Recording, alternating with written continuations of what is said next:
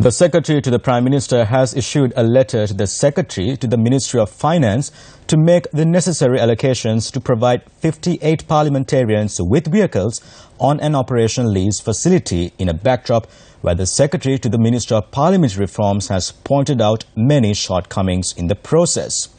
The letter notes that once the leasing period is completed, the parliamentarians would have the option of purchasing the vehicle at then the market value.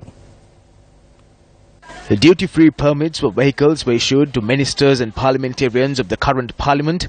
However, a proposal has been forwarded to obtain vehicles for 58 other members of parliament on an operational lease facility.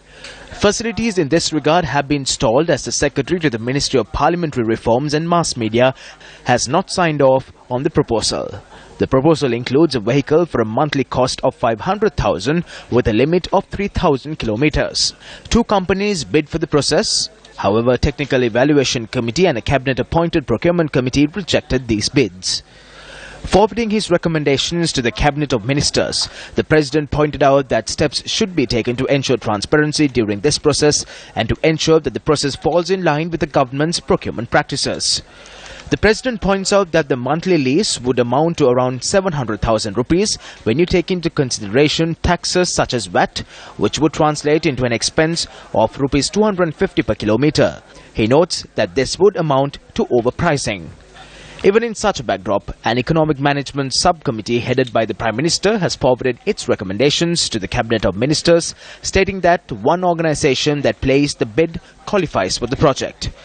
Thereby, the final decision was to acquire 58 vehicles on an operational lease, which would last 60 months.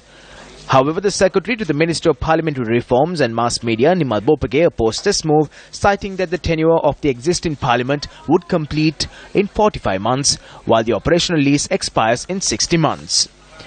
He also pointed out that ownership of the vehicles in question reverting to the said company at the conclusion of the operational lease was another major concern.